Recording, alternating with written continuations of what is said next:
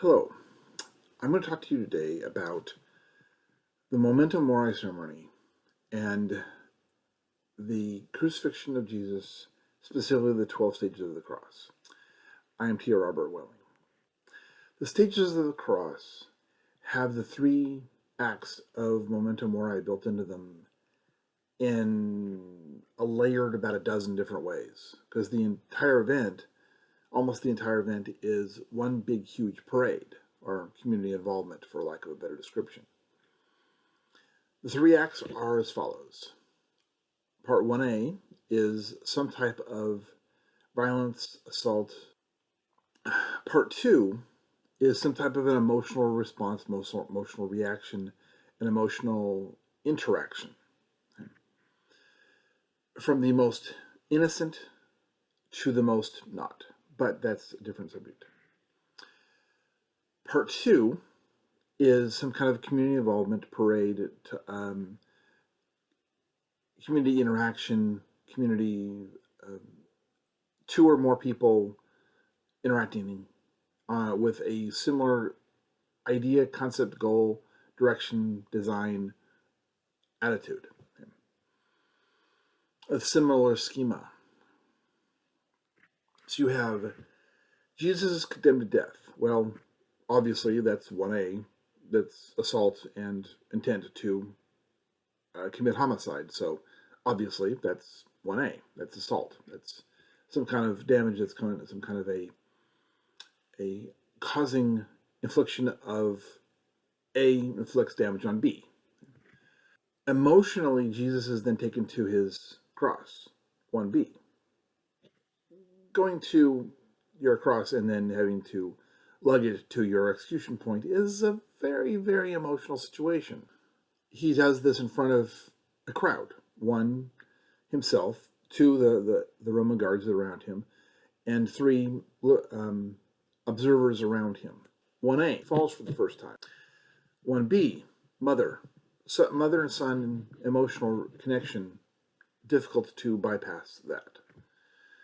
This is also, it's one person to another person, with Mary Magdalene also being at least semi-present. There's two or three people there. That's obviously 1B.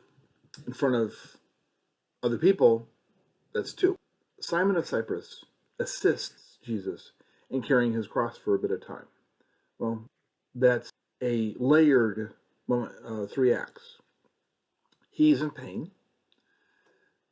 Simon of Cyprus has an emotional response, and part 2 involves himself with the community and assists Jesus in carrying his cross for a distance. So therefore, Simon of Cyprus is putting himself into 1A for an emotional response to help out. Jesus is obviously relieved, so he's in a little bit less pain, 1A, a little bit less pain, the relief, 1B, and someone is there to help him, as well as his mother is there. So there's lots of community interaction within the smaller group of just him and those in a very small area around him, the community, and the parade around the community around that are watching the events take place.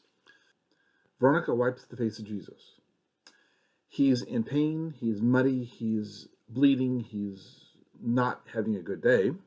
So 1A, Veronica offers some type of a cloth in some way, shape, or form. 1B, she feels pity, an emotion, 1B, and he wipes his face on said cloth. 1A is present of the mud and blood, and 1B is him accepting her kindness and her extending kindness. Cyprus is there, mom is there, this Veronica woman is there, and the Roman guards are there. So you have you have a repeat of the same exact 3 acts in exact sequence. Although there's layers, and the whole thing is a parade.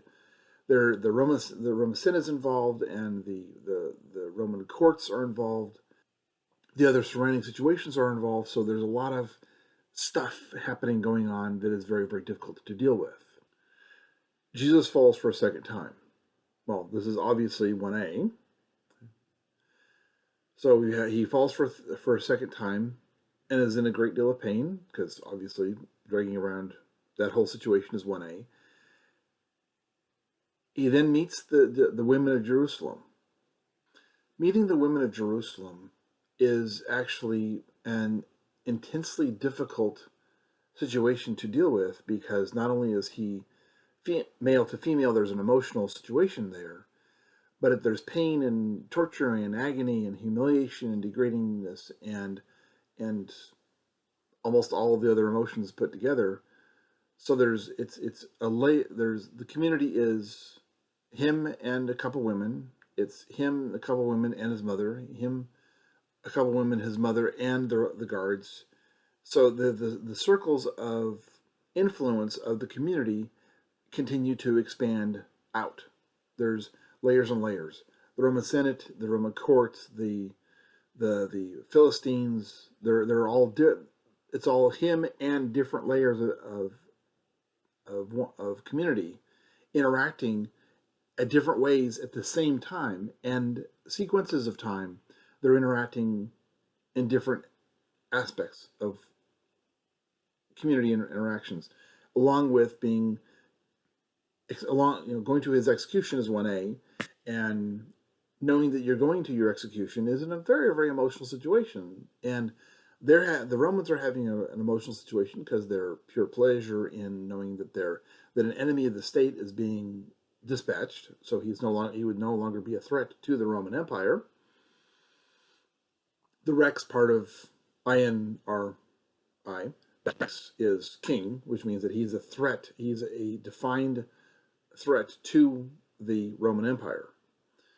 So that threat is 1A.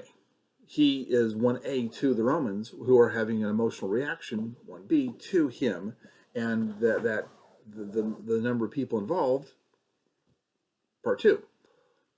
Jesus falls for a third time. This is the third aspect of 1B, of 1A, within the structure of his walk toward Mount Zion.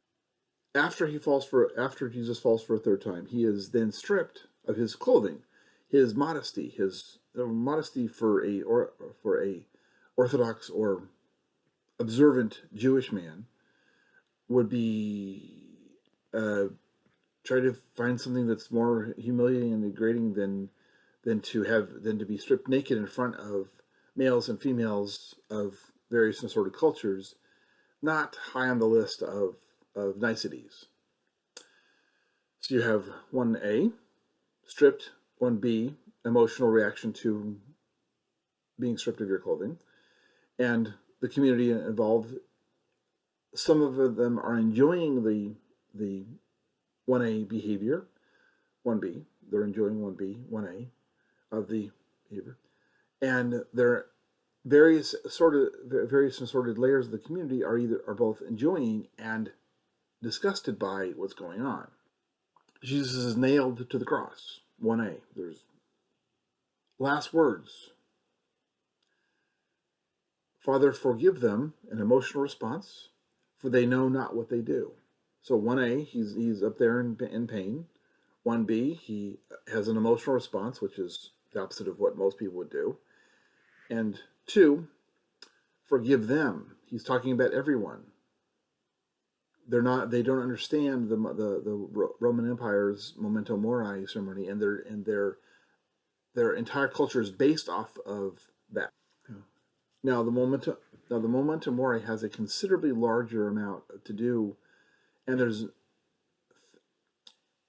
many layers of more subjects, innumerable to talk about very easily. He then dies, 1A. His transportation to the afterlife, 1B, and then the community then breathes the ones who wanted him dead breathe a sigh of relief. Dead, 1A, they're relieved, 1B, and the community as a partnership are able to relax because he is no longer a threat. 2. He is taken down from the cross, which is a effort by itself because there's nails through bones, so it's not exactly easy. So his body is partially mutilated to be able to take him down off the cross, 1A.